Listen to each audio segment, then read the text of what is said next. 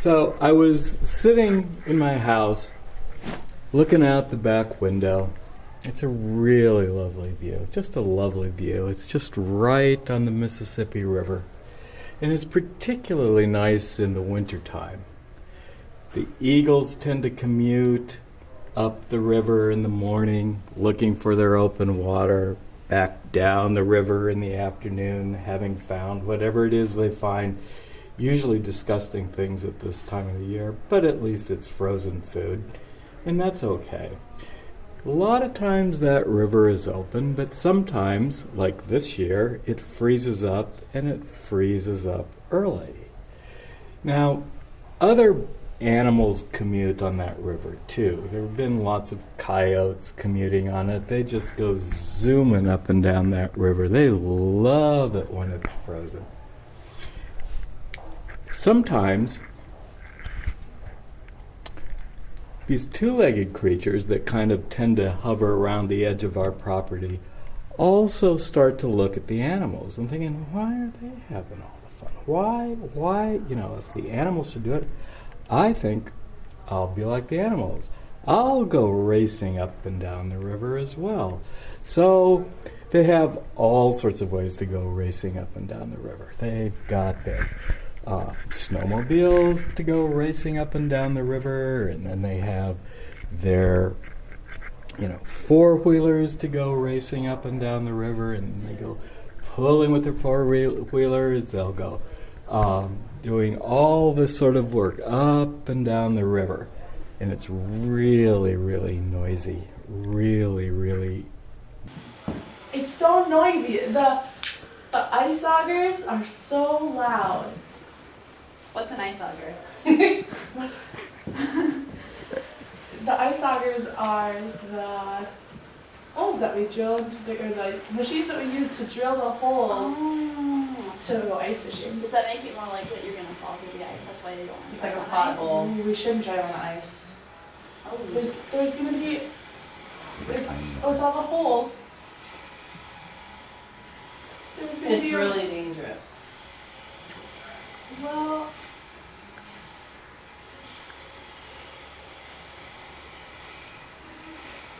Driving on ice. driving on ice is really One time I scary. drove on ice. Did you? It was the scariest. Really? Yeah. Are we gonna go like sidetrack on that, or are we just not gonna?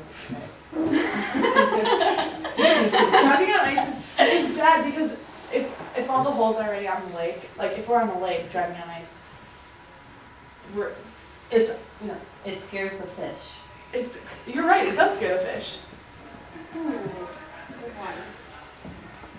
But because the sunfish like to be really close to the sun. Didn't you know that? I think they go closer to the bottom of the water. I don't know, I just made that up. Actually, I'm 100% positive they go to the bottom of the water.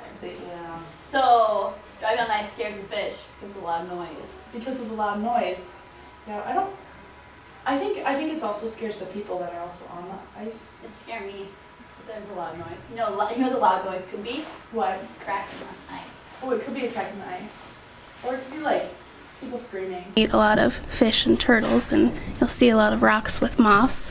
Maybe meet some mussels, probably some zebra mussels. But I think they're okay. I don't understand why we can't hang out with zebra mussels.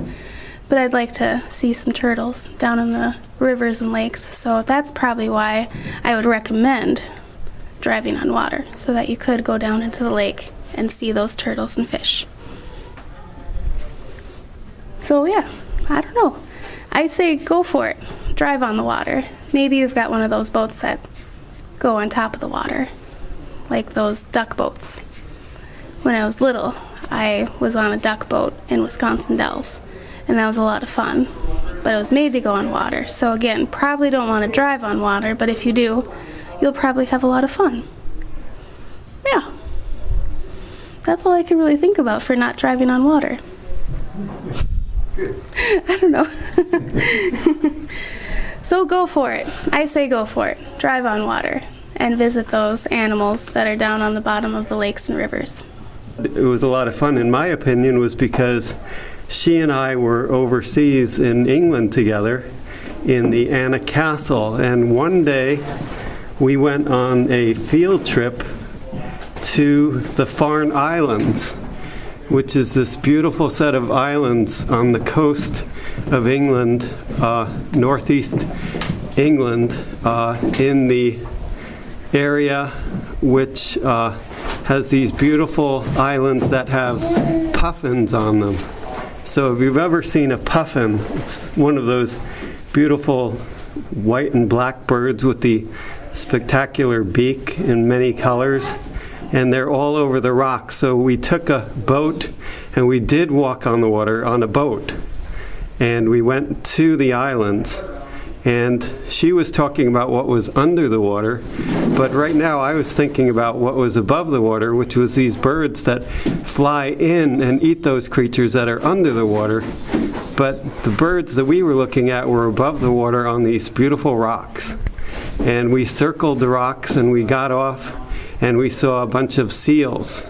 And Amanda and I were on that same boat together, and we went back to shore, and just a few minutes ago we were reconnecting about our trip to England and talking about how much of a gateway it was in our life to get to the next path that we needed to go on.